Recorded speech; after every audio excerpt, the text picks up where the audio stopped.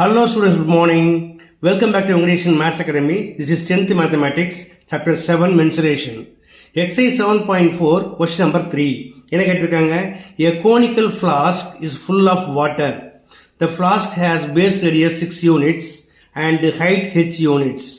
The water is poured into a cylindrical flask of base radius x r units. Find the height of water in the cylindrical flask. Okay students, பார்க்கலாமா? வாங்க வீடியோக்குள்ளே போகலாம். Okay students, இப்போ அவங்க கொடுத்த கொஸ்டினை நான் டயக்ராமாக ட்ரா பண்ணியிருக்கேன். இதில் கோனிக்கல் ஃப்ளாஸ்கோட ரேடியஸ் அண்ட் ஹைட்டை வந்து R1 H1 எடுத்திருக்கேன். இங்கே R1 equal to R units, H1 equal to H units.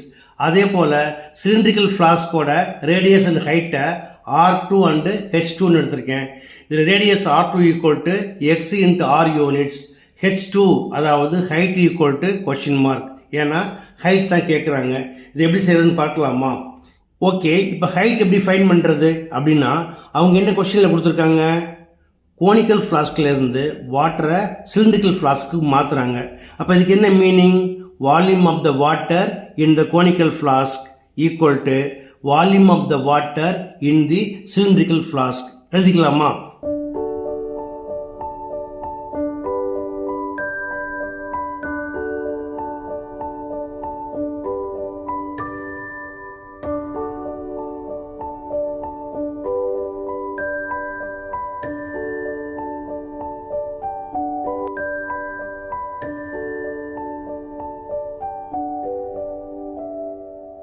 That is, volume of the cylinder is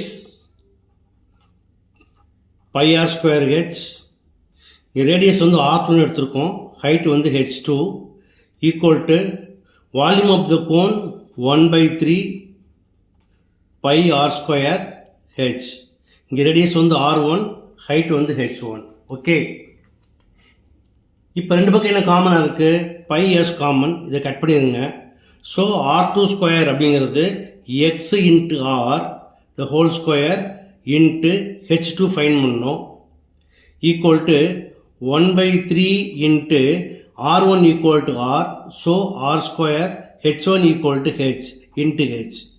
இப்போ ஸ்கொயர் பண்ணிங்கன்னா x square R square into H2 equal to 1/3 into R square H.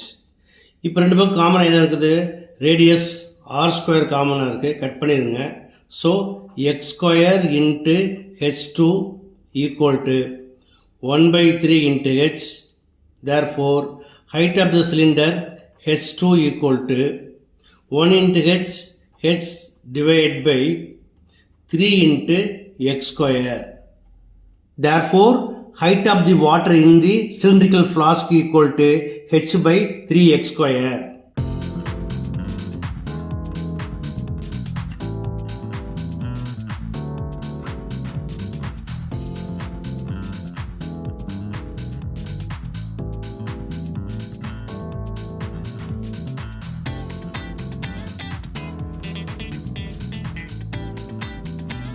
h by 3x square units. That's all. Okay students, மிக எளிமையான some எப்படி பண்ணுங்கிறத பார்த்தீங்க. கண்டிப்பாக உங்களுக்கு புரிஞ்சிருக்கும்னு நம்புகிறேன். நீங்களும் ஒர்க் பண்ணுங்கள், மறக்காமல் நண்பர்களுக்கு ஷேர் பண்ணுங்கள். இதே போல் மற்றொரு முக்கியமான வினா ஒரு அடுத்த வீடியோவில் சந்திக்கிறேன். Until then, bye.